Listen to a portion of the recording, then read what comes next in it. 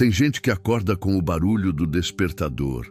Eu acordo com o silêncio. É um tipo específico de silêncio, aquele que machuca. O tipo que te lembra que não tem mais ninguém respirando do seu lado, que não vai ter café sendo coado na cozinha, que não vai ter voz chamando o seu nome do quintal. É o silêncio de uma casa que já foi cheia e agora está vazia. O silêncio de quem perdeu e continua perdendo todo santo dia, só de acordar. Meu nome é Teresa. Tenho 53 anos. Mas meu corpo já viveu uns 80. Meu marido, Antônio, morreu faz 7 anos.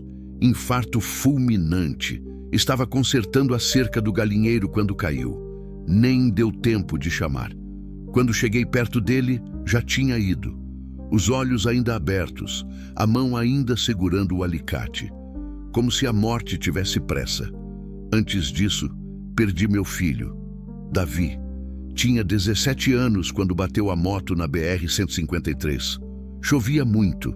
Ele vinha da cidade voltando da escola técnica. Disseram que foi rápido. Disseram que ele não sofreu, mas eu sofri. Sofro até hoje.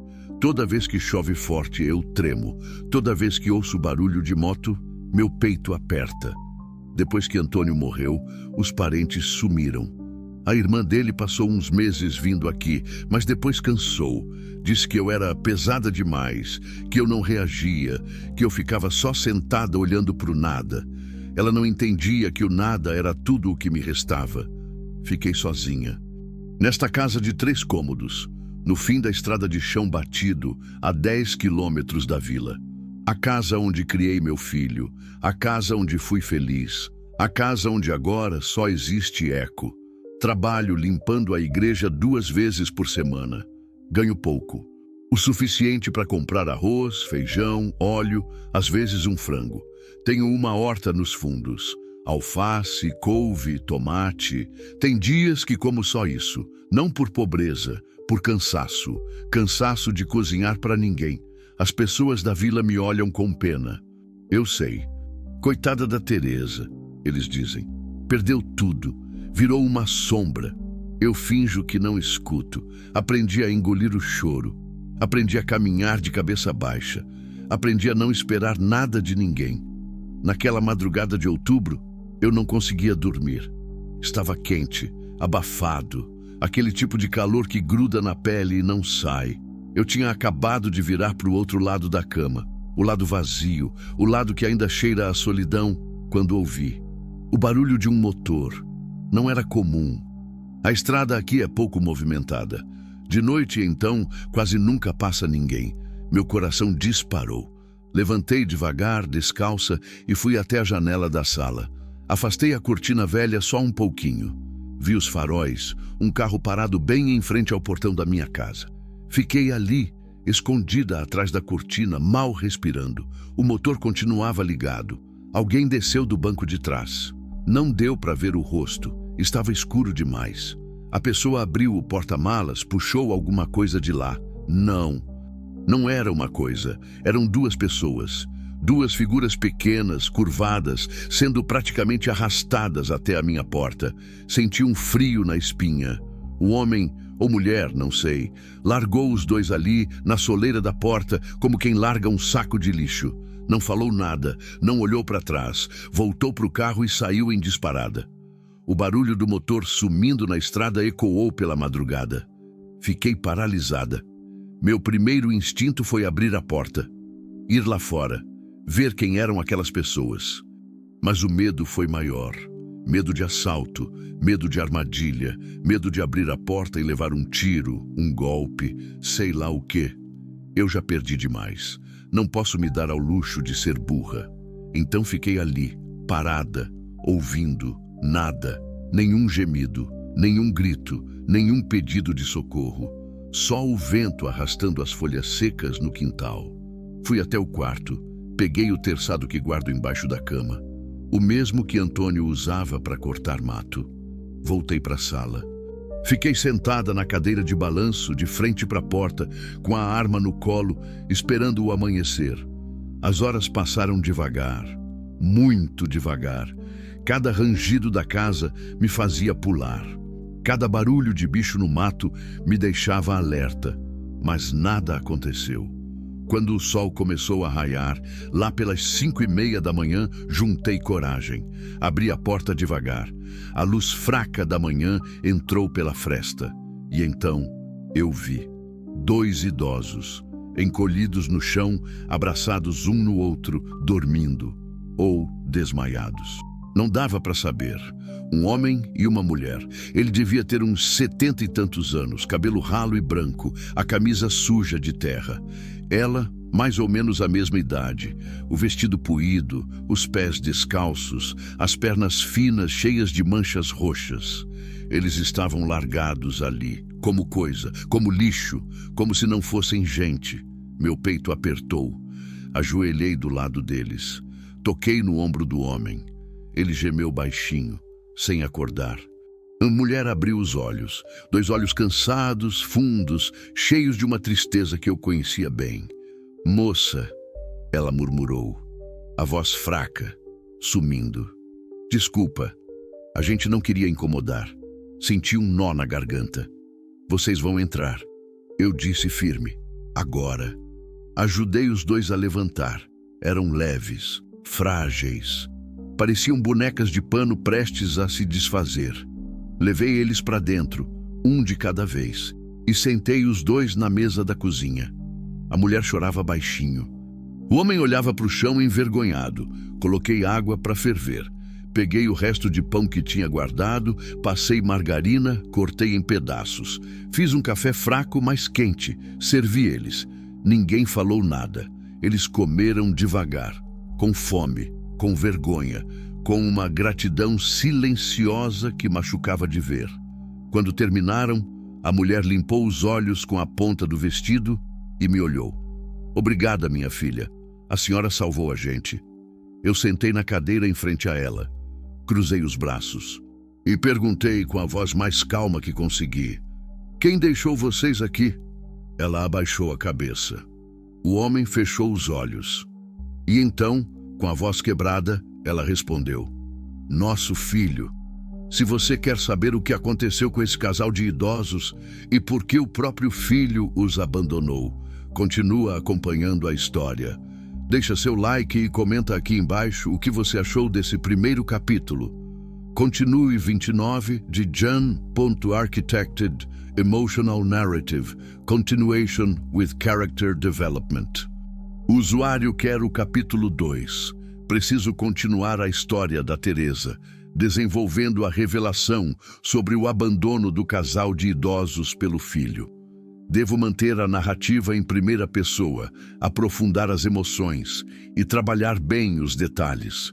A história precisa ser alongada, emocional e autêntica.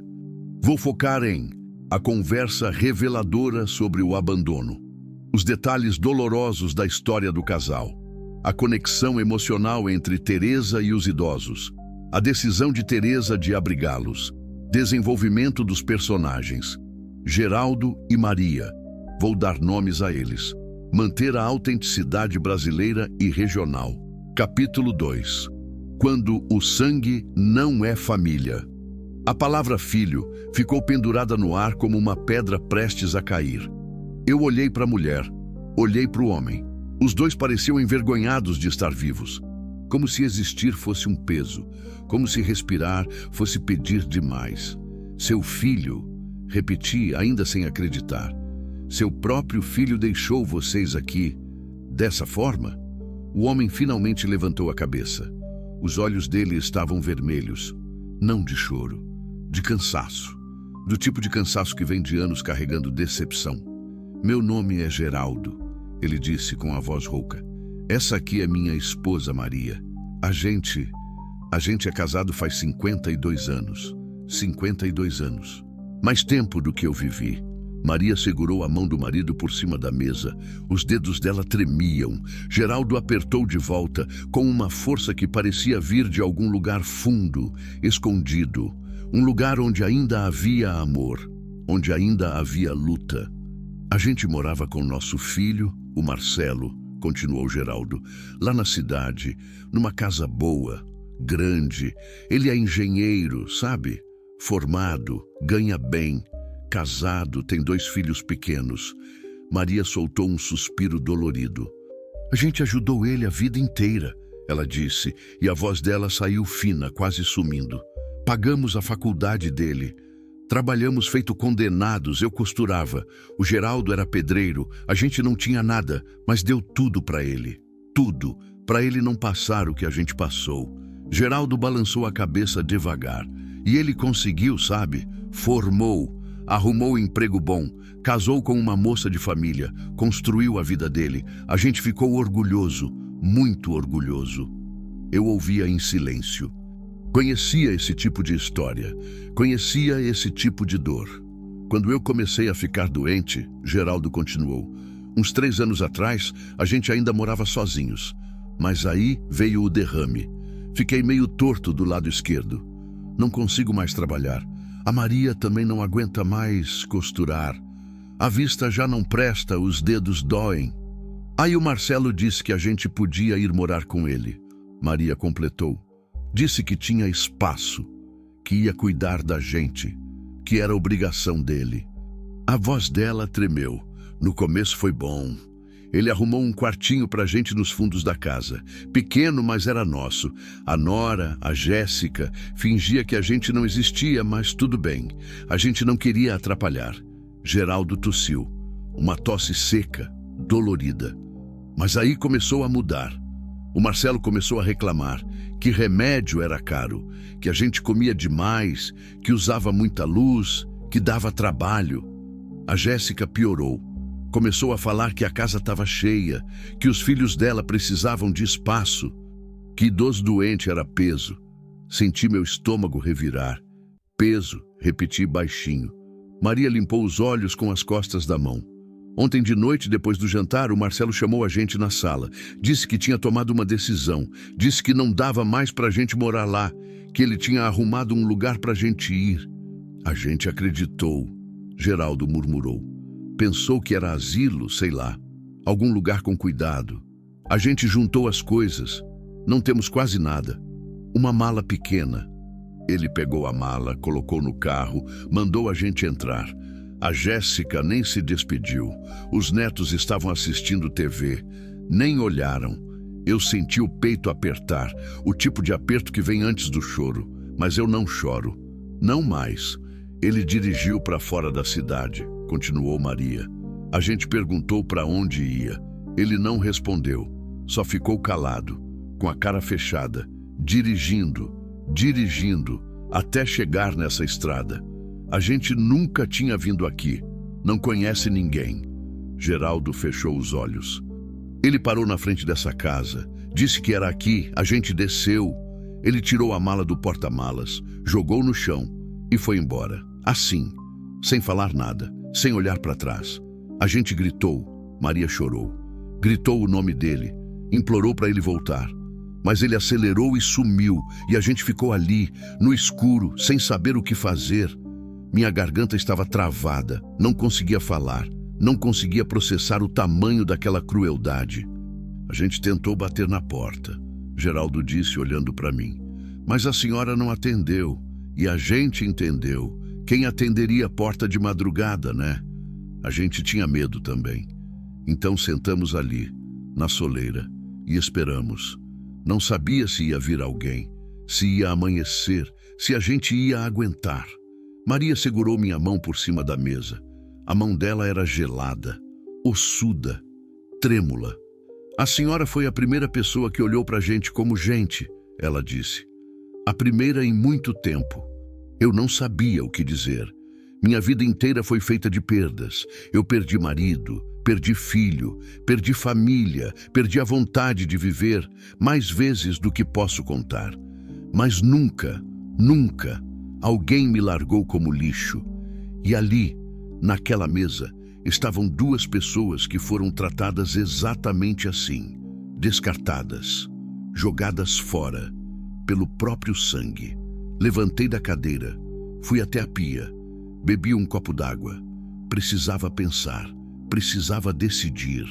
Tinha tanta coisa errada naquilo, tanta injustiça, tanto desrespeito.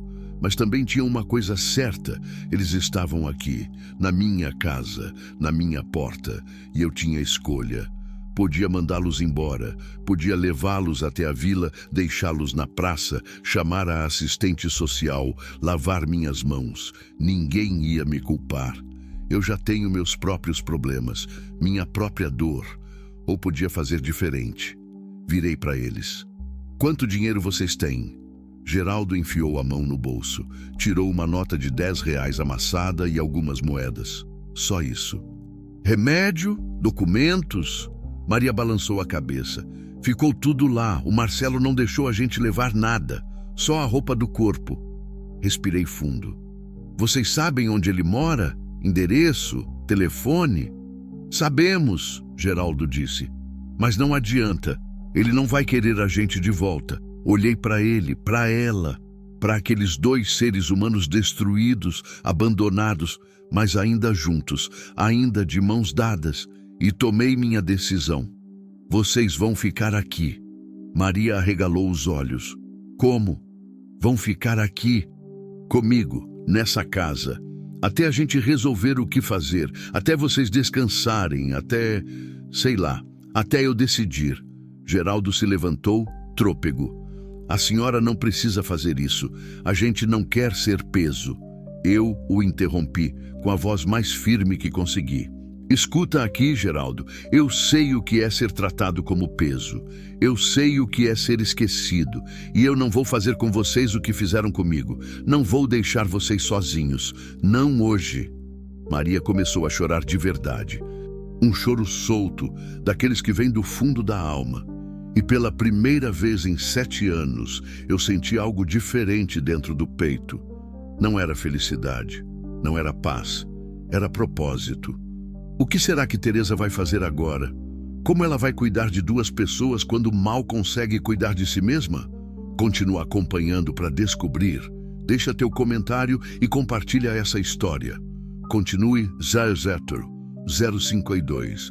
Two orchestrated narrative continuation with emotional depth and foreshadowing. O usuário quer que eu continue a história. Estamos no capítulo 3 agora. Preciso manter a narrativa em primeira pessoa, Teresa, explorar o desenvolvimento da relação entre os 3 e começar a preparar para a crise que virá. A tempestade, a falta de comida e Geraldo passando mal. Vou focar em a adaptação dos 3 à convivência. Teresa redescobrindo um senso de propósito. Detalhes da rotina juntos. A construção de afeto e confiança. Preparar o terreno para a tempestade que está por vir. Manter a profundidade emocional e o tom introspectivo de Teresa. Capítulo 3. Quando a casa volta a ter voz. Nos primeiros dias, a gente andava em silêncio. Eles tinham medo de incomodar. Eu tinha medo de me arrepender. Arrumei o quarto de Davi para eles. Fazia 7 anos que aquela porta estava fechada. 7 anos que eu não entrava lá. Não tinha coragem. As coisas dele ainda estavam do jeito que ele deixou. A cama desarrumada, o tênis velho no canto, os cadernos da escola empilhados na mesinha. Mas quando olhei para Maria e Geraldo, cansados, curvados, sem ter onde dormir, entendi que tinha chegado a hora. Abri a porta. O cheiro de mofo me atingiu como um soco. Poeira em tudo, teias de aranha no teto, a janela embaçada. Parecia um túmulo. Desculpa o estar-se sem olhar. Faz tempo que ninguém usa. Maria entrou, olhando ao redor. Passou a mão na cômoda da cortina. Era de alguém seu. Baixinho, não precisei, cheios de... Naquela mesma tarde, enquanto Geraldo descansava, Maria me ajudou a limpar o quarto. Tiramos a poeira, lavamos as cortinas, abrimos a janela para deixar o ar entrar. Troquei os lençóis da cama. Coloquei uma toalha limpa em cima da cômoda. Quando terminamos, o quarto parecia outro. Ainda era o quarto do Davi, mas agora também era deles. À noite, fiz sopa de legumes da horta. Era o que tinha: cenoura, batata, chuchu. Temperei com alho e sal. Não era muito, mas era feito com cuidado. Sentamos os 3 à mesa. Pela primeira vez em anos, aquela mesa não estava vazia. Geraldo rezou antes de comer. Uma reza simples, curta, agradecendo pela comida, pela casa, por mim. Quando ele terminou, Maria segurou a minha mão. Obrigada, Teresa. Eu não respondi, apenas assenti. Ainda não sabia lidar com gratidão. Nos dias seguintes, fomos nos acostumando. Geraldo acordava cedo. Mesmo com o lado esquerdo fraco, ele insistia em ajudar. Varria o quintal, molhava as plantas, consertava coisinhas pela casa. Um prego solto, uma tábua frouxa. Fazia tudo devagar, mas fazia. Maria assumiu a cozinha. Dizia que precisava se sentir útil. Cozinhava com o que tinha, e o que tinha era pouco. Mas ela tinha jeito. Fazia milagre com arroz, feijão e ovo. Fazia bolo de fubá com o fubá que sobrou no fundo do pote. Fazia café forte, do jeito que Geraldo gostava. E eu voltei a sentir a casa viva. Tinha barulho de panela de manhã. Tinha conversa baixa na varanda à tarde. Tinha o cheiro de comida no ar. Tinha gente andando pelos cômodos, abrindo janelas, rindo baixinho de alguma bobagem. A casa tinha deixado de ser um túmulo, mas nem tudo era fácil. Geraldo tossia muito à noite. Uma tosse seca, dolorida, que acordava a gente. Maria dizia que ele precisava de remédio, mas não tinha dinheiro para comprar. Eu também não. O pouco que eu ganhava limpando a igreja mal dava para o básico. Ele toma remédio para pressão, Maria me contou uma tarde, enquanto lavávamos roupa no tanque. E para diabetes, sem o remédio, ele fica ruim, fraco, tonto. Por que não pegaram os remédios antes de sair? Ela torceu a blusa molhada com força. Porque a gente não sabia que ia sair daquele jeito. A gente achou que o Marcelo ia levar a gente para algum lugar com cuidado. A gente confiou. A palavra confiou doeu. Quantos dias ele aguenta sem remédio? Ela me olhou assustada. Não sei. Talvez uma semana. Talvez menos. Fiz as contas na cabeça. Eu ia receber da igreja só na sexta. Faltavam 4 dias.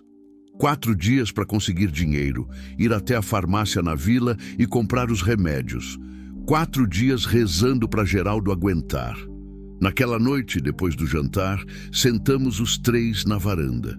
O céu estava carregado. Nuvens pesadas, escuras. O vento tinha mudado. Estava vindo chuva. Parece que vem tempestade, Geraldo disse, olhando para o alto. Concordei. E quando chove aqui, a estrada vira lama, fica intransitável, às vezes demora dias para secar. Maria se arrepiou. A gente está longe de tudo aqui, né? Longe, confirmei. Mas é o que tem. Geraldo passou o braço pelos ombros da esposa. Ela encostou a cabeça no ombro dele e ficaram ali, abraçados, olhando para o céu escuro. E eu, sentada na cadeira velha de balanço, olhei para eles. 2 pessoas. Velhas, cansadas, abandonadas, mas ainda juntas, ainda vivas. E de alguma forma estranha, eles tinham me dado uma coisa que eu pensava ter perdido para sempre. Uma razão para acordar de manhã. Não era felicidade, ainda não. Talvez nunca fosse, mas era alguma coisa. E alguma coisa já era mais do que nada. Naquela noite, a chuva começou, devagar no começo. Gotas grandes, pesadas, batendo no telhado de zinco. Depois foi ficando mais forte, mais rápida, mais violenta. Eu estava deitada na cama, ouvindo o barulho. Lembrei da noite que Davi morreu. Chuva igual. Forte, furiosa. Fechei os olhos, respirei fundo. Do outro quarto, ouvi a voz de Maria, baixinha, cantando alguma coisa para Geraldo. Uma cantiga antiga, de ninar. E pela primeira vez em muito tempo, consegui dormir sem ter pesadelos. Mas a chuva não parou. Choveu a noite toda. E quando amanheceu, eu soube. A tempestade tinha só começado. A tempestade está chegando. E com ela, vem o verdadeiro teste para Teresa e seus novos companheiros. O que será que vai acontecer quando a comida acabar e Geraldo precisar de ajuda urgente? Continua acompanhando. deixa teu like e comenta. Continue 07 Architected Chapter 4 Extension through Teresa's Perilous Rescue Mission. O usuário quer que eu continue com o capítulo 4. De acordo com o resumo fornecido neste ponto da história, a tempestade isola a estrada. A comida começa a acabar. Geraldo passa mal sem o remédio. Teresa precisa atravessar a trilha tomada de lama para buscar ajuda. Ela consegue salvar Geraldo a tempo. Este é um capítulo crucial de ação e tensão, onde Teresa demonstra sua força e determinação apesar de todas as suas perdas. É o momento em que ela realmente escolhe lutar por essas pessoas, arriscando a própria vida.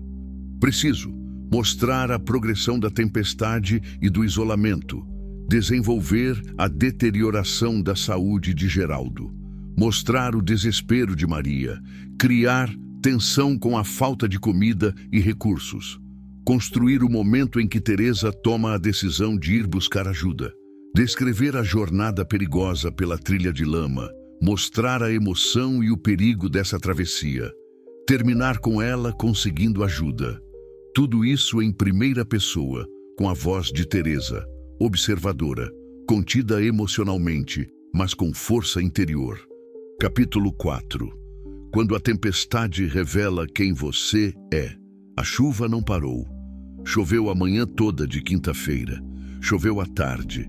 Choveu à noite. E quando sexta-feira amanheceu, ainda chovia. Não era chuva comum. Era dilúvio. A estrada de chão que levava até a vila tinha virado um rio de barro. Água descendo das montanhas, arrastando tudo, pedra, galho, terra. A ponte de madeira que dava acesso ao caminho principal tinha cedido. Ouvi o barulho do estrondo de madrugada. Sabia o que significava. Estávamos isolados. Eu, Maria e Geraldo, sozinhos, sem saída. Olhei para a despensa na manhã de sexta. O que tinha? Meio pacote de arroz, um punhado de feijão, 3 ovos, um pedaço de linguiça seca que eu estava guardando, farinha, sal e só. Fiz as contas. Com cuidado, dava para 3 dias, talvez 4 se a gente comesse pouco. Mas não sabia quanto tempo a chuva ia durar. Não sabia quando a estrada ia secar. Maria estava sentada na cozinha, olhando pela janela. O rosto dela estava cinza. Cansado. Tá tudo alagado lá fora, ela disse. A horta? Eu sei, respondi. Perdemos tudo. Os pés de alface, de couve, de tomate. Tudo debaixo d'água. Destruído. Ela baixou a cabeça. Desculpa, Teresa. A gente tá dando trabalho. Para com isso, cortei, mais seca do que pretendia. Chuva não é culpa de ninguém. Preparei café fraco e dividi um ovo mexido para 3. Era pouco. Muito pouco. Mas era o que tinha. Geraldo mal tocou na comida. Não tô com fome, ele disse, empurrando o prato. Maria olhou para ele preocupada. Geraldo, você precisa comer. Não consigo. Ele estava pálido, suando frio. A mão tremia quando pegou a xícara de café. Meu estômago apertou. Tá se sentindo mal? Ele tentou sorrir, mas saiu torto. Só cansado. Mentira. Eu sabia, Maria sabia, era a falta do remédio. Naquela tarde, Geraldo passou mal de verdade. Estava sentado na varanda quando começou a tremer. O corpo todo. Maria gritou. Corri até ele. Geraldo, Geraldo, me olha! Ele não respondia, os olhos revirados, a boca espumando um pouco, as pernas duras, esticadas. Meu Deus! Maria gritava. Ele está tendo uma convulsão! Segurei ele pelos ombros, virei o rosto dele para o lado para não engasgar. Maria chorava desesperada, segurando a mão do marido. Faz alguma coisa, Teresa. Pelo amor de Deus, faz alguma coisa. Mas eu não sabia o que fazer.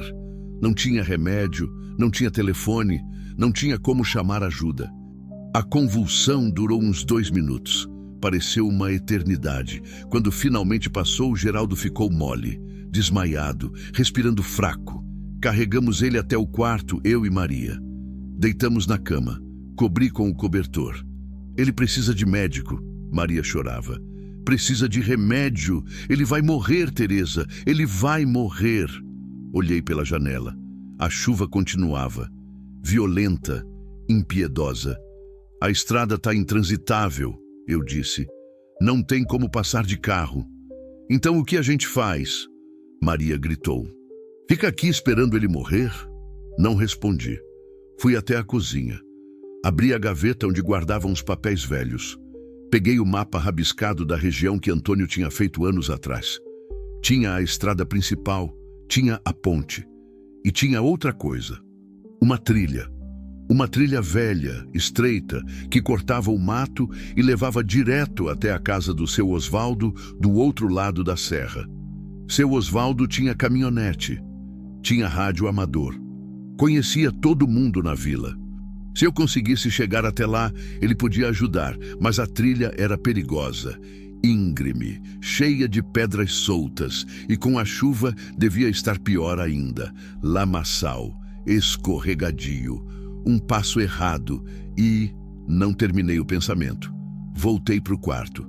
Geraldo continuava desmaiado. Maria estava sentada do lado dele, rezando baixinho, com as mãos entrelaçadas.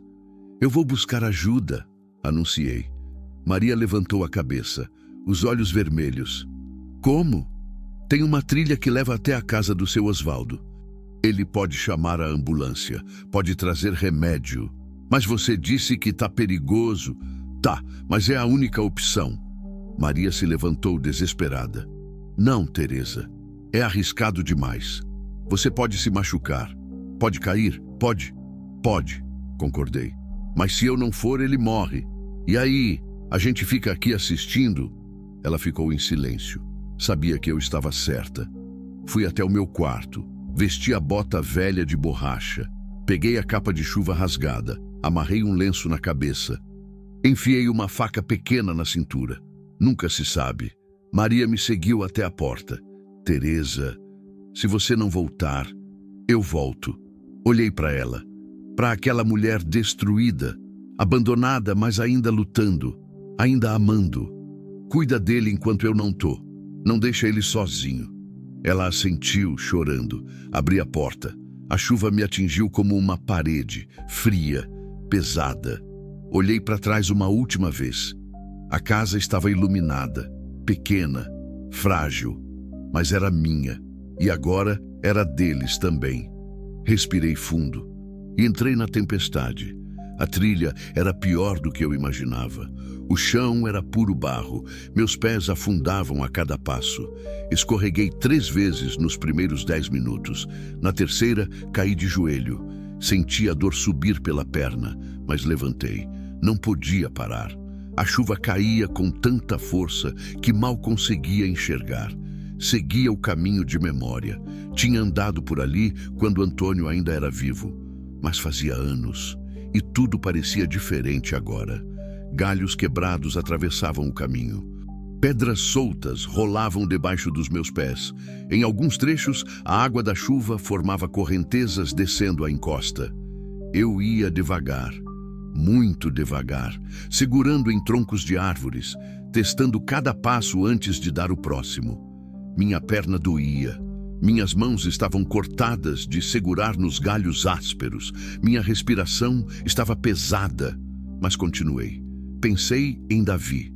Pensei em Antônio, pensei em todas as vezes que desisti, todas as vezes que achei que não valia a pena continuar. Mas dessa vez era diferente. Dessa vez tinha alguém esperando por mim, alguém que dependia de mim, e eu não ia falhar. Depois do que pareceu uma eternidade, vi a luz, a casa do seu Osvaldo, do outro lado de um pequeno riacho que antes era só um filete d'água e agora estava inchado, furioso. Olhei para a água, profunda, rápida. Não tinha ponte, não tinha pedras para atravessar. Só tinha eu e a correnteza. Tirei a capa de chuva. Ia me atrapalhar. Amarrei a bota com mais força e entrei na água. O frio cortou como lâmina. A força da correnteza quase me derrubou. Segurei num tronco que estava preso nas pedras. Avancei, passo a passo, a água na cintura, depois no peito. Escorreguei. A cabeça foi para debaixo d'água. Engoli água. Tossi. Me agarrei no tronco com força. Subi. Respirei. Mais alguns passos, mais. E então senti o chão firme do outro lado. Subi a margem arrastando o corpo. Caí de joelhos. Vomitei água. Tremia inteira, mas estava do outro lado. Levantei. Cambaleei até a casa. Bati na porta. Seu Osvaldo, abre. A porta se abriu. Seu Osvaldo, um homem grande de barba branca, me olhou assustado. Teresa, meu Deus, menina, o que aconteceu? Preciso de ajuda, consegui dizer, antes de desabar no chão. Teresa arriscou a própria vida para salvar Geraldo. Mas será que chegou a tempo? O que vai acontecer agora? Continua acompanhando. Deixa teu like e comenta o que achou. Continue 0.09 Orchestrated Narrative, Continuation with Character Development and Rural Brazilian Authenticity. O usuário quer que eu continue a história. Estou no capítulo 4, onde Teresa atravessou a trilha perigosa e chegou à casa do seu Osvaldo. Agora, preciso desenvolver o socorro a Geraldo, a volta de Teresa para casa, a recuperação de Geraldo no hospital ou com ajuda médica, o fortalecimento dos laços entre os três, preparar o terreno para a transformação da casa em nossa e para o aparecimento do filho depois. Preciso manter narrativa em primeira pessoa. Teresa. Tom emocional profundo. Detalhes realistas da vida rural brasileira. Desenvolvimento gradual da relação entre eles. Evitar listas e bullet points. Manter o ritmo e atenção. Aproximadamente 1.800, 2.200 palavras para este capítulo. Capítulo 5. Quando você descobre que ainda tem força. Acordei numa cama que não era minha. Estava coberta com um cobertor de lã que cheirava a naftalina. A cabeça latejava. O corpo todo doía. Tentei me levantar, mas uma mão firme me segurou pelo ombro. Calma, Teresa. Devagar. Era Dona Lourdes, a esposa do seu Osvaldo. Uma mulher baixa, forte, com o cabelo preso num coque apertado. Ela segurava uma caneca de chá quente. Bebe isso, ela ordenou com aquela voz de quem não aceita não como resposta. Bebi. Era chá de erva cidreira com mel. Queimou a garganta, mas acalmou o peito. Quanto tempo eu fiquei desmaiada? Umas 2 horas. Dona Lourdes respondeu sentando na beirada da cama. Você chegou aqui mais morta que viva, encharcada, tremendo. O Osvaldo quase teve um troço quando viu você naquele estado. Memórias começaram a voltar. A trilha, a correnteza, a porta se abrindo. E então lembrei. Geraldo! Tentei me levantar de novo. Eu preciso, ele tá mal, precisa de médico. Dona Lourdes me empurrou de volta para a cama, gentil, mas firme. Já resolvemos isso. O Osvaldo chamou o Djalma no rádio amador. Ele é técnico de enfermagem, mora lá perto da vila. O Djalma pegou a moto, enfiou os remédios numa sacola à prova d'água e foi até a sua casa. Passou pela trilha mesmo de moto. Louco, mas conseguiu. Meu coração disparou. Ele chegou lá? Geraldo tá bem? O Djalma mandou recado pelo rádio faz 1 hora. Disse que chegou, que aplicou a medicação no velho, que ele tá estável. Fraco, mas estável. Vai ficar bem.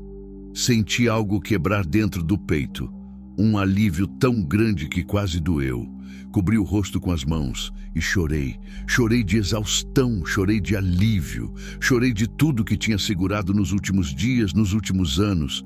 Dona Lourdes não disse nada. Só ficou ali, sentada, esperando eu terminar. Quando finalmente consegui me controlar, ela me entregou uma toalha.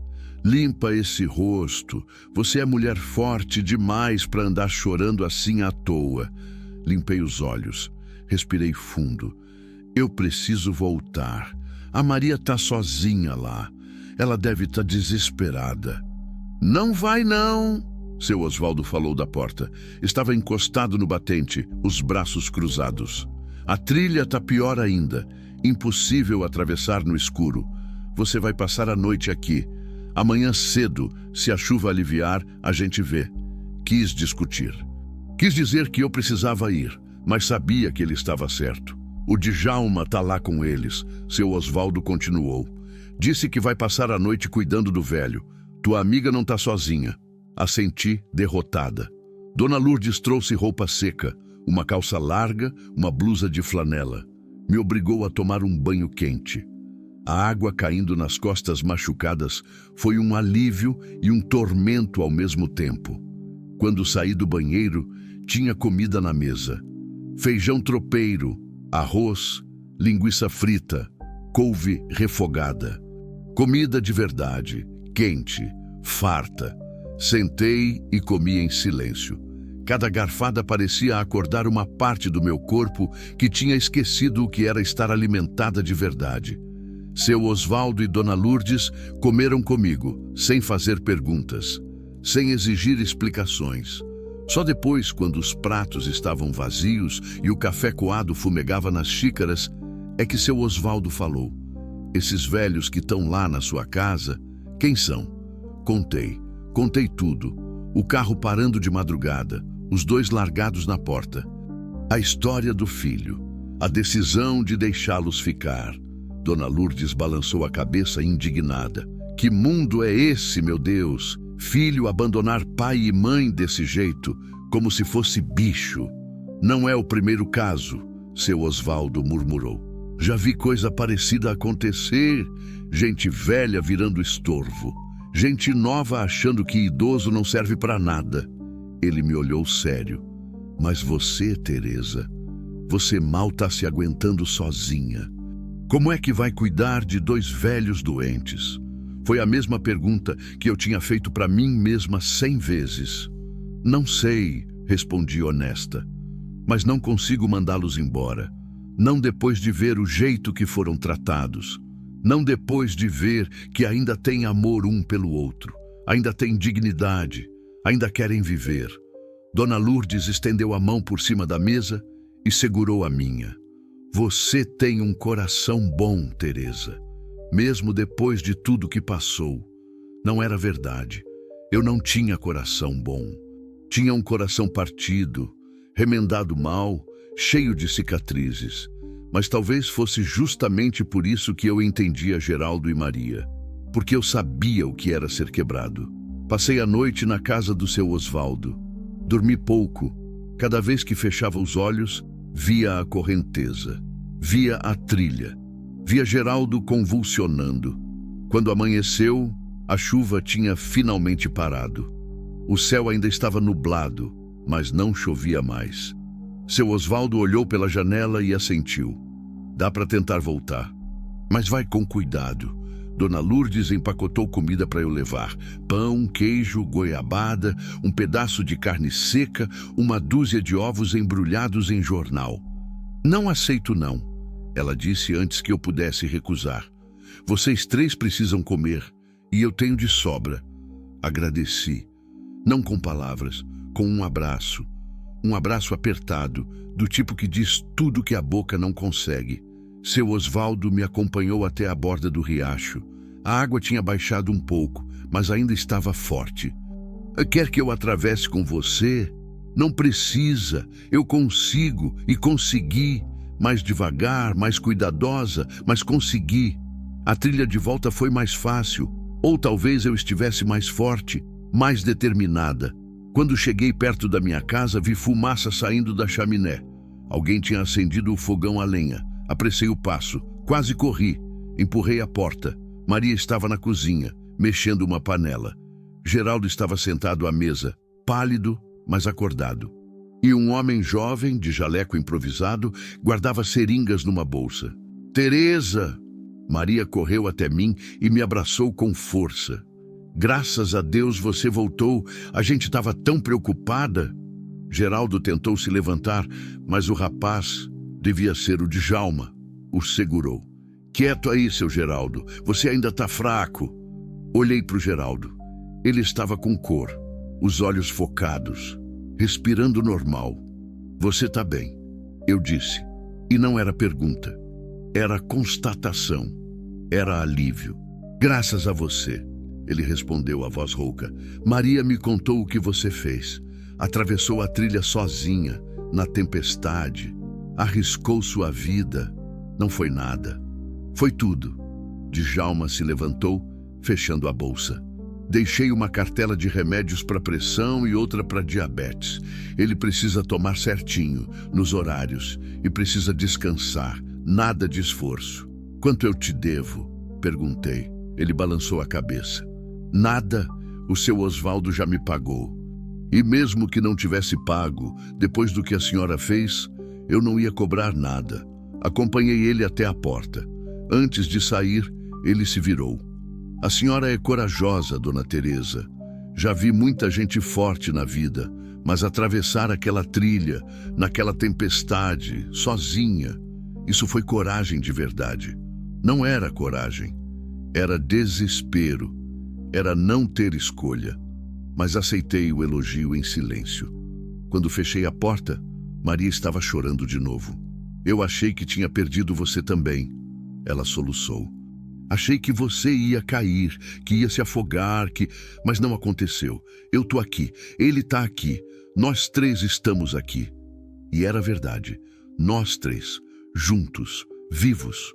Nos dias seguintes, a vida foi voltando ao normal. Ou melhor, ao que seria nosso novo normal. A estrada continuava interditada, mas a comida que Dona Lourdes tinha mandado durou. E a chuva, finalmente, tinha parado de vez. Geraldo ia melhorando aos poucos. Ainda estava fraco, mas conseguia andar pelo quintal, ajudar a replantar a horta. Maria cozinhava, limpava, cuidava da casa como se sempre tivesse sido dela. E eu voltei a trabalhar na igreja. Mas quando voltava para casa no fim da tarde, não voltava para um lugar vazio. Voltava para vozes, para cheiro de comida, para gente esperando por mim. Uma noite, depois do jantar, estávamos os três sentados na varanda. O céu estava limpo, cheio de estrelas. Geraldo olhou para mim. Teresa, a gente nunca vai conseguir pagar o que você fez. Não precisa pagar nada. Precisa sim, Maria insistiu. Você salvou a vida dele. Você nos salvou. Fiquei em silêncio. Não sabia o que dizer. Foi Geraldo quem falou de novo. Essa casa, ela não é mais só sua, né? É nossa. Olhei para ele. Pro jeito que segurava a mão de Maria. Pro jeito que os dois me olhavam. E percebi que ele estava certo. A casa tinha deixado de ser minha. Tinha virado nossa. A tempestade passou. Mas o que vem agora? Como será o futuro dessa família que se formou no meio da dor? E o que acontece quando o passado bate a porta? Continua acompanhando. Deixa teu like e comenta. Continue 00. Twins Architected Emotional Chapter Exploring Forgiveness, Tension and Characters Growth. Agora vou desenvolver o capítulo 6. Segundo o resumo do usuário, meses depois, o filho apareceu pedindo perdão. Eles perdoaram, mas não voltaram. Este é um momento crucial da narrativa. Preciso mostrar a passagem do tempo e como a vida dos três se estabeleceu. Construir a cena do retorno do filho, Marcelo, criar tensão emocional realista, mostrar a reação de Teresa, que provavelmente será protetora e desconfiada, mostrar o dilema de Geraldo e Maria entre o perdão e a dignidade, resolver com eles escolhendo ficar, mostrando que encontraram um lar verdadeiro. O capítulo deve ter profundidade emocional, explorar os sentimentos complexos de todos os envolvidos e mostrar crescimento. Nos personagens. Capítulo 6. Quando o passado bate à porta. 3 meses se passaram. 3 meses desde aquela madrugada em que encontrei 2 desconhecidos na minha porta. 3 meses desde que a casa deixou de ser um túmulo e virou um lar. A rotina tinha se estabelecido. Eu acordava cedo, preparava café. Geraldo molhava a horta, que a gente tinha replantado juntos, semente por semente. Maria cuidava da casa com um zelo que eu tinha esquecido que existia. Lavava, passava, costurava os rasgos das minhas roupas velhas. À tarde, eu ia para a igreja. Eles ficavam em casa, conversando na varanda, ouvindo rádio, vivendo devagar. Quando eu voltava, tinha comida quente na mesa, tinha conversa, tinha gente. Não era perfeito. Geraldo ainda tinha dias ruins, quando a pressão subia ou a diabetes complicava. Maria tinha as dores nas juntas, que pioravam quando o tempo mudava. E eu ainda tinha meus fantasmas. Ainda acordava de madrugada, suando, sonhando com Davi na estrada molhada. Mas a gente se ajudava. Um segurava o outro quando era preciso. E aos poucos, sem que eu percebesse, aquilo tinha virado família. Não do tipo que o sangue determina, do tipo que a escolha constrói. Foi numa tarde de sábado, quente, sem uma nuvem no céu, que tudo mudou. Eu estava no quintal, estendendo roupa no varal, quando ouvi o barulho do motor. Um carro subindo a estrada de chão. Devagar, cauteloso. Meu corpo travou. Lembranças daquela madrugada voltaram como um soco. O carro parando, as figuras sendo largadas, o abandono. Larguei o lençol molhado e corri para a frente da casa. Um carro preto parou no portão, novo, limpo, brilhando sob o sol. A porta se abriu e um homem desceu. Devia ter uns 40 e poucos anos, terno azul marinho bem cortado, cabelo penteado com gel, sapato social reluzente. Ele olhou ao redor com uma expressão que misturava desconforto e vergonha. "Aqui é a casa da Dona Teresa?" Ele perguntou, a voz educada, controlada. "Quem quer saber?" Ele engoliu seco. "Meu nome é Marcelo. Eu tô procurando meus pais." Tudo dentro de mim virou gelo. Marcelo, o filho, o homem que tinha largado os próprios pais na porta de uma estranha, de madrugada, como se fossem lixo. Minha mão apertou o cabo da enxada que estava encostada na parede. "Seus pais", repeti, devagar. "Aqueles que você jogou fora que nem cachorro velho." Ele abaixou a cabeça. "Eu sei que o que eu fiz foi terrível, imperdoável, mas eu preciso falar com eles, por favor." "Não." Ele levantou os olhos surpreso. "Como? Você não vai falar com eles. Você vai embora. Agora. Por favor, a senhora não entende." "Entendo perfeitamente." Cortei, dando um passo à frente. "Entendo que você abandonou duas pessoas que te deram a vida, que trabalharam feito condenados para você ter estudo, que te amaram mesmo quando você não merecia, e que você, no primeiro sinal de dificuldade, jogou eles fora." A voz dele tremeu. Eu sei de tudo isso, e eu tô arrependido. Teresa?" A voz de Maria, atrás de mim. Me virei. Ela estava na porta, Geraldo ao lado dela. Os dois olhavam para o carro, para o homem de terno, e reconheceram. "Marcelo?" Maria murmurou, levando a mão ao peito. O homem deu um passo à frente, os olhos cheios d'água. "Mãe, pai..." Geraldo segurou a esposa pelo braço, como se precisasse de apoio para não cair. O que você está fazendo aqui?" Marcelo tentou se aproximar, mas eu bloqueei o caminho. "Fica onde está", ordenei. Ele parou, olhou para mim, para eles, e começou a chorar. "Eu não consigo dormir", ele disse, a voz quebrando. "Não consigo mais olhar para os meus filhos sem pensar no que eu fiz. A Jéssica me deixou, disse que eu era um monstro, que ela não conseguia ficar casada com um homem capaz de fazer o que eu fiz." Maria soltou um som abafado, meio choro, meio suspiro. "Os meninos perguntam por vocês", Marcelo continuou. "Perguntam onde os avós foram, e eu não sei o que responder. Eu estraguei tudo. Eu destruí minha família." "Você destruiu a família deles", corrigi, apontando para Geraldo e Maria. "Sua família você perdeu no dia que decidiu que eles eram descartáveis." Ele enxugou o rosto com as costas da mão. Parecia menor agora, sem o ar de superioridade, só um homem quebrado. "Eu vim pedir perdão", ele disse, olhando para os pais. "Eu sei que não mereço, sei que não tenho direito, mas eu preciso que vocês saibam que eu me arrependo, todos os dias, toda hora." Silêncio. Geraldo olhou para Maria. Maria olhou para mim, e eu vi nos olhos dela a mesma dúvida que sempre vejo em espelhos. Até onde vai o amor de mãe? Onde termina o perdão e começa a dignidade? "Vocês querem falar com ele?" Perguntei, baixo, só para eles ouvirem. Maria respirou fundo.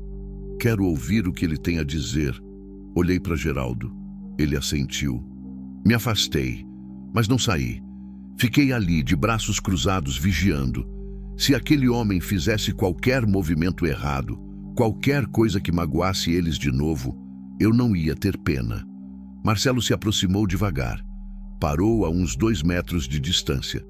Mãe, pai, por que você fez isso? Geraldo interrompeu. A voz dele estava firme, mais firme do que eu esperava. Por que você nos abandonou daquele jeito? Marcelo cobriu o rosto com as mãos. Porque eu sou covarde.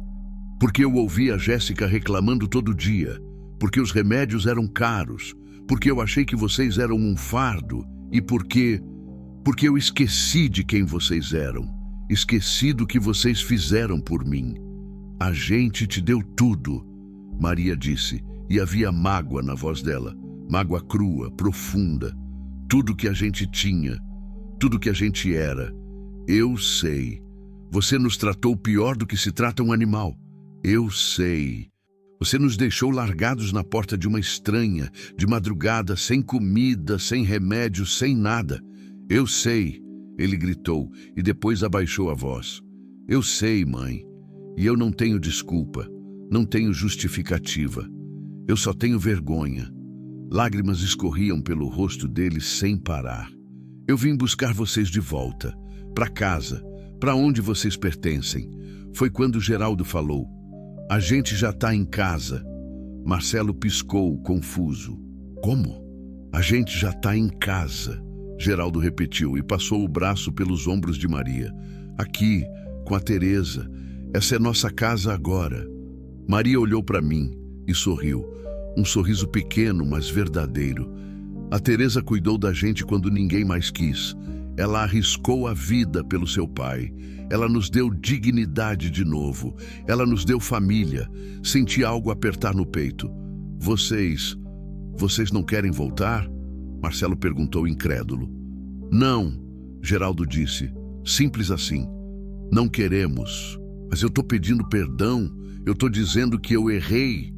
E a gente perdoa, Maria disse. E havia uma força nela que eu nunca tinha visto antes.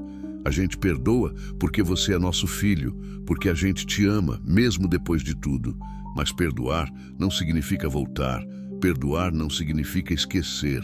Geraldo concordou. Você destruiu a confiança, Marcelo, e confiança não se reconstrói da noite para o dia. Talvez nunca se reconstrua. Mas vocês são meus pais, e você é nosso filho, Maria disse. E sempre vai ser. Mas a gente não vai voltar para sua casa. A gente vai ficar aqui, onde a gente é tratado como gente. Marcelo ficou parado, processando. Depois olhou para mim. A senhora vai cuidar deles? Já estou cuidando. Eles tomam remédio caro, precisam de atenção. O pai tem... Eu sei o que eles precisam, cortei. E a gente dá um jeito. Juntos. Ele abaixou a cabeça de novo. Eu posso pelo menos ajudar com dinheiro? Com remédios? Geraldo e Maria se entreolharam. Ah, pode, Geraldo disse. Se você quiser ajudar, pode mandar remédio todo mês. E pode visitar, de vez em quando, se a gente permitir. Mas sem pressão, Maria completou. Sem exigir nada, sem esperar que a gente seja como antes. Marcelo assentiu, engolindo o choro. Tá bem, eu aceito. É mais do que eu mereço. Ele ficou ali mais alguns minutos. Tentou conversar. Tentou se redimir. Mas havia uma distância agora. Uma parede invisível que tinha sido erguida e não ia cair tão fácil. Quando finalmente foi embora, entrando no carro e sumindo na estrada de chão, Geraldo suspirou fundo. A gente fez certo? Maria pegou a mão dele. A gente fez o que tinha que fazer. A gente perdoou, mas a gente não se vendeu. Olhei para os dois, para aquele casal de velhos que tinha aprendido que dignidade é mais importante que sangue. E disse pela primeira vez, bem-vindos de volta, para casa. Maria me abraçou, Geraldo me abraçou. E os três ficamos ali, no meio do quintal, debaixo do sol quente, segurando uns aos outros. Família de verdade. Não pelo sangue, pela escolha. O filho pediu perdão, mas eles escolheram a dignidade. E agora? O que essa família escolhida vai fazer a seguir? Continua acompanhando para descobrir. Deixa teu like e comenta. Continue 00.14 Architected Narrative. Continuation Exploring Family Transformation and Community Impact. O usuário quer que eu continue a história. Estamos no capítulo 6 de 8. Então faltam 2 capítulos. A história chegou num ponto importante. O filho pediu perdão, mas os pais escolheram ficar com Teresa. Agora preciso desenvolver a consolidação dessa nova família, como eles começam a ajudar outras pessoas da vila, mostrar a transformação completa de Teresa, preparar para o capítulo final. O capítulo 7 deve mostrar como a vida se estabelece nos meses seguintes, como Marcelo cumpre a promessa de ajudar, como isso permite que eles tenham condições melhores, como a história deles se espalha pela vila, como começam a receber, ajudar outras pessoas. A transformação de Teresa de uma mulher quebrada em alguém. Com propósito, vou manter a narrativa em primeira pessoa, com a voz de Teresa, focando nos detalhes emocionais e nas pequenas vitórias do dia a dia. Capítulo 7. Quando a casa se torna refúgio. Marcelo cumpriu a palavra. No mês seguinte, chegou pelo correio uma caixa grande. Dentro, remédios para 6 meses. Para pressão, para diabetes, para dor. Tudo certinho, com receita, com bula. E um envelope com dinheiro. R$ 500.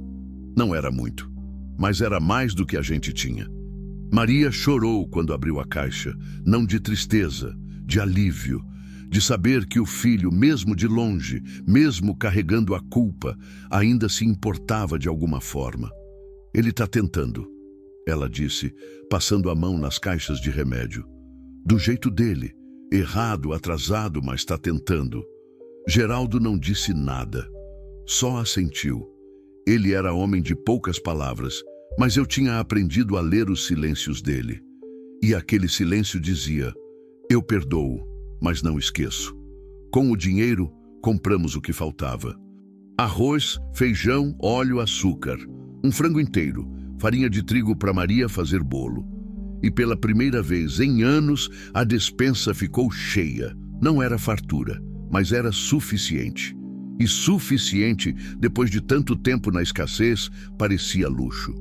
Foi Dona Marta da vila quem espalhou a história. Dona Marta era fofoqueira profissional, sabia da vida de todo mundo antes mesmo das coisas acontecerem. E quando soube que eu estava abrigando um casal de idosos, abandonados pelo próprio filho, ela tratou de contar para metade da região. Num primeiro momento eu odiei. Odiava ser assunto, odiava gente falando da minha vida.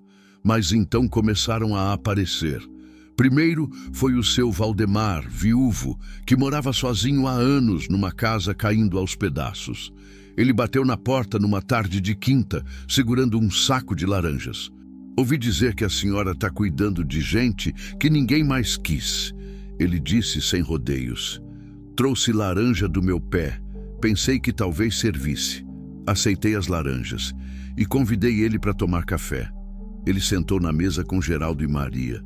Conversaram sobre chuva, sobre plantação, sobre a vida. Quando foi embora, 2 horas depois, ele parecia mais leve. Fazia tempo que eu não conversava com gente, ele confessou na porta. Obrigado por me ouvir. Depois do seu Valdemar, veio Dona Cida, que tinha perdido o marido para o câncer e vivia afundada em depressão. Depois veio o Toninho, pedreiro aposentado, que morava com a filha, mas se sentia invisível. Depois veio a Josefa, costureira, que tinha ficado cega de um olho e não conseguia mais trabalhar. Um por um, os esquecidos da vila começaram a aparecer. Não vinham pedindo nada, só vinham. Traziam o que podiam, um pedaço de queijo, umas verduras, lenha para fogão. E ficavam, conversando. rindo baixinho, vivendo, mesmo que por algumas horas, como se importassem de novo. Maria começou a fazer café para todo mundo. Geraldo montou uns bancos de madeira no quintal e, de repente, sem que a gente planejasse, as tardes de sábado viraram ponto de encontro. Gente velha, gente sozinha, gente esquecida, mas ali, naquele quintal de chão batido, debaixo da sombra da mangueira, eles voltavam a ser gente. Foi numa dessas tardes que conheci Dalva. Ela tinha uns 60 anos, magra feito vara, o rosto marcado pelo sol e pelo sofrimento. Apareceu tímida, quase se desculpando por existir. Me disseram que aqui é um lugar onde a gente pode respirar. Ela disse, a voz sumindo. Pode sim, senta. Ela sentou. Aceitou o café. Não falou muito nos primeiros encontros. Só ficava ali, ouvindo as conversas, às vezes esboçando um sorriso. Foi só na quarta vez que ela veio que contou. Meu marido me batia, ela disse, sem olhar para ninguém. Durante 30 anos, eu aguentei porque achei que era minha obrigação, porque achei que casamento era isso. Ele morreu faz 2 anos, enfarte, e eu achei que ia ficar livre. Mas não fiquei. Maria segurou a mão dela. O medo continuou. Dalva completou. Eu ainda acordo de noite achando que ele está ali. Eu ainda tremo quando ouço voz de homem alto. Eu ainda me sinto presa. Geraldo, que estava sentado do outro lado da mesa, falou com a voz mansa. O medo leva tempo para ir embora. Mais tempo do que a gente quer. Mas ele vai, aos poucos, quando a gente encontra lugar seguro. Dalva olhou para ele. Depois para mim. Depois para Maria. Aqui é lugar seguro? Aqui é, respondi, para quem precisa. Ela começou a chorar. Um choro silencioso, que molhava o rosto sem fazer barulho. E Maria a abraçou. Simples assim, sem falar nada, só abraçou. Os meses foram passando. O dinheiro que Marcelo mandava, ajudava. E com a ajuda dos vizinhos, cada um trazendo um pouco, a gente ia se virando. Geraldo consertava coisas para quem precisava. Cerca, telhado, porta, não cobrava. Fazia porque sabia fazer, porque queria ser útil. Maria costurava, remendava roupa velha, fazia barra de calça, consertava lençol rasgado. Também não cobrava. Fazia porque gostava, porque a mantinha viva. E eu limpava a igreja, cuidava da horta e abria a porta da minha casa toda vez que alguém batia. Não era caridade, era sobrevivência, a deles, a minha, porque eu tinha descoberto uma coisa: cuidar de gente quebrada me curava também. Toda vez que eu via o seu Valdemar sorrindo enquanto contava uma piada sem graça, toda vez que eu via a Dalva relaxando, sem medo, bebendo café devagar, toda vez que eu via Maria e Geraldo de mãos dadas na varanda, assistindo o pôr do sol, toda vez eu lembrava que viver não é só respirar, é importar. É fazer diferença, é escolher todo dia não desistir. Numa noite de lua cheia, depois que todo mundo tinha ido embora, fiquei sozinha na varanda. Maria e Geraldo já tinham se recolhido. A casa estava silenciosa. Mas não era o silêncio que machuca, era o silêncio que acalma. Olhei para o céu estrelado e pela primeira vez em anos conversei com Antônio, com Davi. Não em voz alta, na cabeça, no coração. Eu sei que vocês não voltam, pensei. Eu sei que a dor nunca vai embora de verdade. Mas eu acho que finalmente encontrei um jeito de continuar. O vento balançou as folhas da mangueira e eu senti, de um jeito estranho, que eles tinham ouvido, que eles sabiam e que eles, onde quer que estivessem, estavam orgulhosos. No dia seguinte, acordei com um barulho de vozes no quintal. Levantei assustada, olhei pela janela. Tinha gente, muita gente. O seu Valdemar estava cavando com uma enxada, o Toninho erguendo tábuas, Dona Cida amarrando ripas, Dalva carregando pedras. Saí correndo. O que está acontecendo? Geraldo apareceu do meio do pessoal, suado, sorrindo. A gente decidiu construir uma cobertura, ele disse, para os dias de chuva, para todo mundo caber, para ninguém ficar de fora. Maria veio atrás dele. Cada um trouxe o que podia, madeira, prego, telha velha. A gente vai construir juntos. Olhei ao redor, para aquele bando de gente velha, cansada, quebrada. Mas ali, naquele quintal, trabalhando juntos, eles pareciam inteiros. E eu percebi. A casa tinha deixado de ser minha há muito tempo. Agora ela era de todos nós. Um refúgio, um abrigo, um lugar onde gente esquecida voltava a ser lembrada, onde gente descartada voltava a ter valor, onde gente sozinha virava família. Peguei uma enxada e comecei a cavar também, lado a lado com Geraldo, com Maria, com todos eles, construindo juntos algo maior do que qualquer um de nós. Construindo esperança. A casa de Teresa virou refúgio para quem ninguém mais quis. Mas o que vem pela frente? Como essa família vai crescer ainda mais? Falta só mais um capítulo para você descobrir. Deixa teu like e comenta. Continue 00.Kinks Orchestrated, Final Chapter Closure with Emotional Resolution and Thematic Reinforcement. Este é o capítulo final da história. Preciso fechar todas as pontas soltas e dar um desfecho emocionante e satisfatório. Os elementos principais que preciso incluir: a conclusão da construção da cobertura, refúgio, o desenvolvimento da família escolhida que se formou, o crescimento de Teresa como pessoa, mostrar como a vida deles continua ajudando outros. Talvez uma cena final com Marcelo, mostrando que ele realmente mudou, a transformação completa da casa de um lugar de morte para um lugar de vida. Teresa finalmente encontrando paz e propósito. Um final que reforce os temas principais. Família não é sangue, é escolha. Cuidado e dignidade. Preciso fazer um capítulo bem trabalhado, emocional, que feche bem a história e deixe o leitor satisfeito. Vou narrar em primeira pessoa como Teresa, mantendo a voz dela ao longo de todo o capítulo. Capítulo 8. Quando a vida encontra seu sentido. A cobertura ficou pronta em 3 semanas. Não era bonita, era torta em alguns lugares. As telhas não combinavam. Umas de barro, outras de fibrocimento, uma até de zinco velho. Mas era firme, sólida e grande o suficiente para abrigar 30 pessoas sentadas. No dia que terminamos, fizemos uma festa. Cada um trouxe o que podia. Dona Cida fez bolo de milho. Seu Valdemar trouxe refrigerante. Toninho assou linguiça na brasa. Dalva fez suco de maracujá do pé que tinha no quintal dela. Maria preparou arroz carreteiro para todo mundo. E ali, debaixo daquela cobertura construída com madeira velha e esperança nova, a gente comeu junto, conversou junto, riu junto. Não éramos parentes. Não tínhamos o mesmo sangue, mas éramos família, do tipo que dor constrói, do tipo que escolha sustenta. Foi naquela noite, depois que todos tinham ido embora, que Geraldo me chamou para conversar. Estávamos os 3 sentados na varanda, eu, ele e Maria.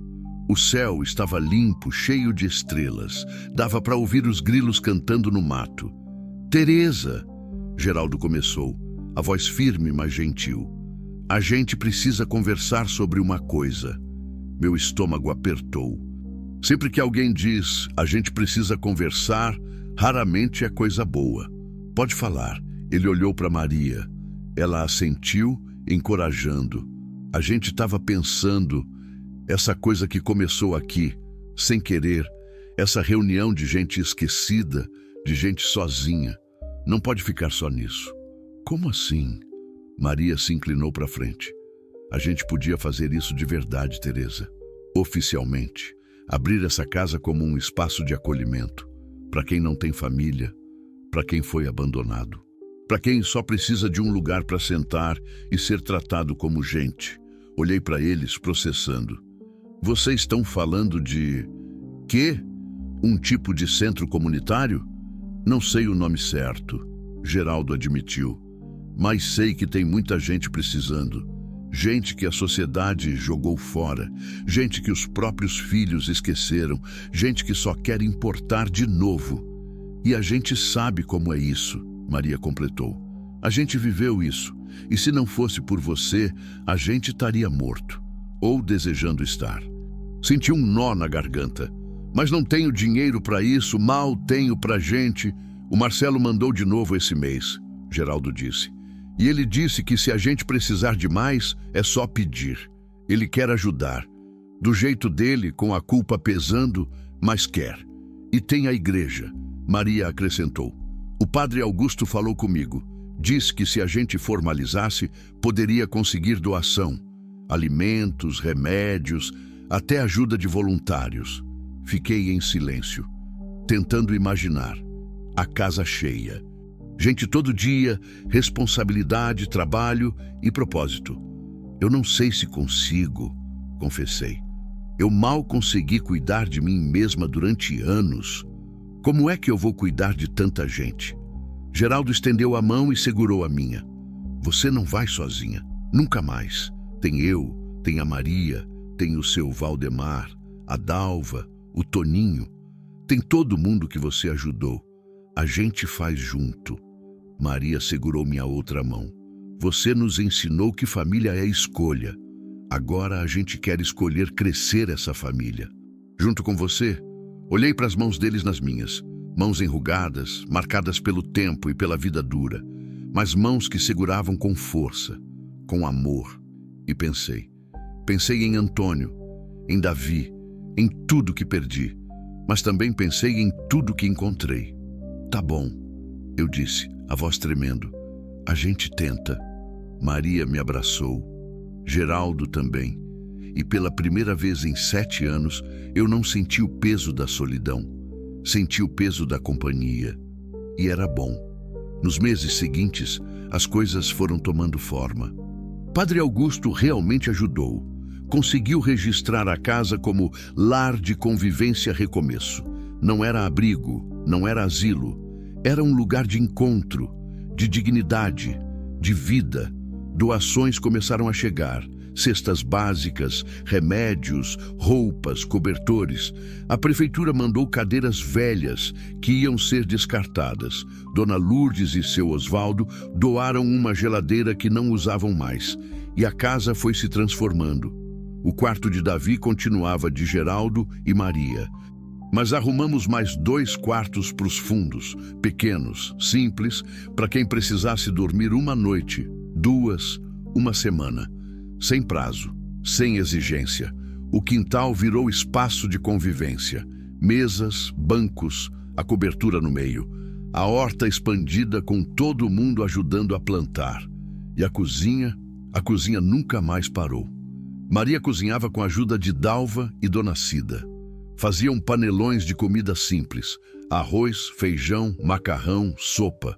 Comida de verdade. Comida que aquecia o corpo e a alma. Todo sábado tinha almoço comunitário. Vinha gente de toda a vila. Velhos, sozinhos, pobres, esquecidos. Vinham, comiam, conversavam e iam embora menos vazios. Eu continuei limpando a igreja, mas agora também cuidava da organização do lar. Anotava quem precisava de quê. Fazia lista de compras, resolvia problemas e descobri que eu era boa nisso. Boa em organizar. Boa em cuidar. Geraldo virou o faz-tudo oficial. Consertava tudo que quebrava. Porta, janela, cadeira, cerca.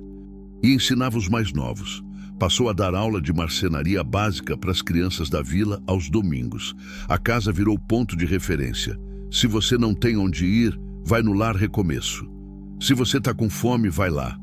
Se você está sozinho, eles te recebem. E a gente recebia.